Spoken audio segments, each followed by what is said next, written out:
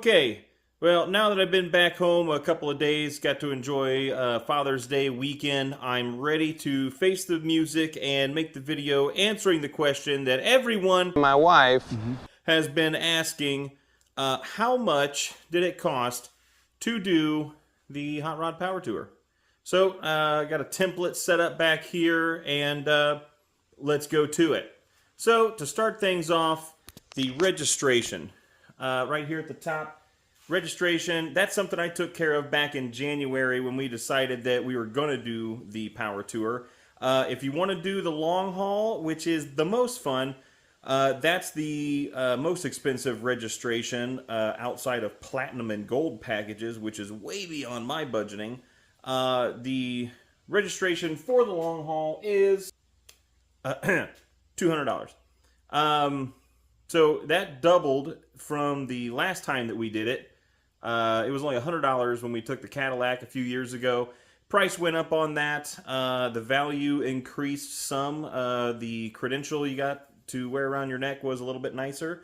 And that was about it that I noticed. So anyway, that's whatever. Like I said, paid that back in January, so that kind of fizzled out from the overall cost for me personally. You can do it cheaper. You can do just single-day passes and come check out just one of the stops. You can do the multi-day pass and still do all the stops with everybody else, but you don't get the super cool plaque when you're done. So, long hauler, $200. Moving along, fuel. So, if you know what your car gets for gas mileage for sure and what kind of fuel you run in it, you can Google map out how long you're going to be driving, round up for sure, and then add some because you will miss a turn. You will want to go sightseeing. You'll want to do some exploring. It's going to be more than what the map lays out for you initially. So we ended up turning 1,700 miles exactly, as you saw in the other videos. We bought 70 gallons of fuel. That means we got about 24 miles to the gallon. On average, for 24 for that car, that is really unbelievable. Probably not accurate information, but we'll run with it. So, all in all, we averaged $3.76 per gallon, and we spent a total of $263 in fuel. I had budgeted for $300. That's what it cost us to take the Cadillac last time we went, and that was about 1,500 miles. So I feel like I'm missing a fuel stop here, and if I am, it's probably around $30 or so in fuel. That would bump that up right around to $300. So I think budgeting $300 for fuel was accurate. Our average fuel price here varied a lot over the locations that we were, but also what kind of fuel we were putting in this car. It says you can run 87 from the factory, and it runs fine on 87. It runs a little bit better on premium, so a mixture of fuel throughout the trip. That's fine. Everything's fine with that. Moving along from fuel is our lodging costs, the hotels. We only needed 3 nights in a hotel, thanks to a family friend on night 2. The Millsons, thank you. They put us up, which was very gracious. That saved us some money. So for the other 3 nights that we were in a hotel, that cost us about $332. $110 a night in a hotel that didn't have a bug problem and had more than 3 stars. That worked out pretty good for us. Good free hotel breakfasts. That was a must when searching for a hotel. So anyway, yeah, and on the last night, a lot of guys that were coming into Indy, they stayed in Indianapolis, but we were only 3 hours from home, so we went ahead and drove it. So that saved us another hotel stay.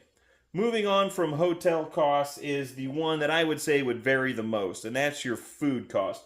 You gotta eat, and my suggestion is check out a cool mom and pop place, a place that isn't really a chain or something at least you don't have in your area.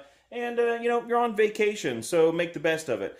So my food cost, personally, for me, was a little bit higher than what maybe some other people's might have been.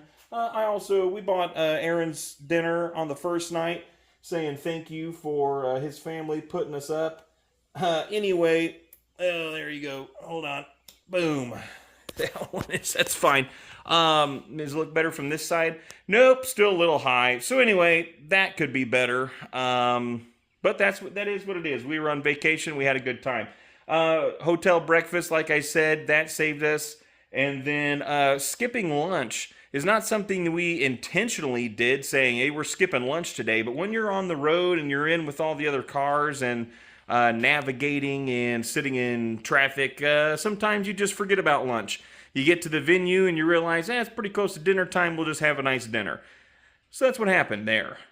Moving along, well, I feel like that these four things are your core costs of going on the trip. This is what you definitely plan ahead for. You can get a pretty good idea of what you'll spend, and you can budget that pretty well. The hotels and the registration, that was paid ahead of time for us, so that didn't factor too much into our immediate costs for the trip. Just fuel and food and anything that was going to pop up that we couldn't plan for ahead of time. So that for us, I just called it the miscellaneous fixes and parking expenses. We lost our lower shock mount. That cost us about 20 bucks at AutoZone, but I had a reward, so it was free. And then we parked in Nashville, $10 for 5 hours. That only cost us about 30 bucks. So all of this together, if you're super good at math and already have that figured out like I do, not because I figured it out ahead of time, that is going to be a grand total of about $115. Just $115, and that's a pretty good $115 for a week's vacation. So, you could budget $1,000 or so, but you can also do it for about $115. So the other things that I don't have on the board here are general. Go ahead and move that boomer finger out of the way. The other things I did it again. Hold on now. The other things that I don't have on the board added into this total are maintenance things that we did to the car before we left. We had the wheels welded up because they were leaking air. We had the exhaust fixed, new mufflers put on it, quieting it down a little bit. I put new coilovers on it, then we had it aligned. And I did some cosmetic stuff to it that I've been planning on doing. All of those things I had spread out through the next 5 to 10 years. And we just kind of brought those in and did them all at once. So that added an expense, but those were things that needed to be done anyway. So if you have a car that was good to go and didn't need anything, that's your cost. Not that bad. And I'm going to say not that bad to make me feel better about it. So if you got a buddy, if you have a buddy that comes with you, your hotel costs, you could split that. You could split some fuel and bring that down. If your spouse comes with you, then maybe some of these costs go up.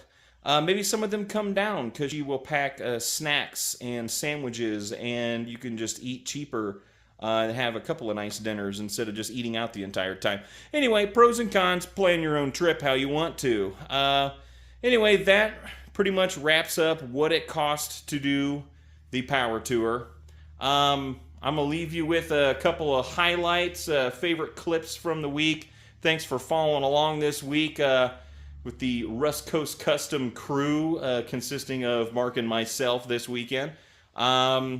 Just hit the like, leave a comment, subscribe to the channel. We're trying to hit that 1,000 mark and do a little bit more with the channel, making videos. We got plenty to do around here.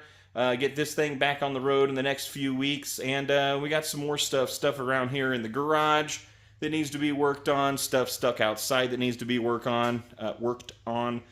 So anyway, we hope to see you on the next one. Thanks a lot for following along.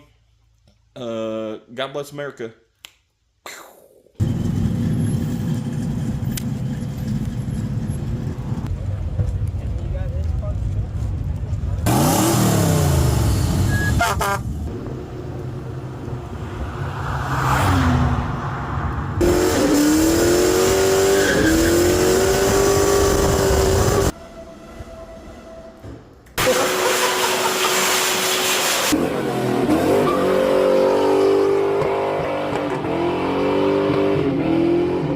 Go for that roller. You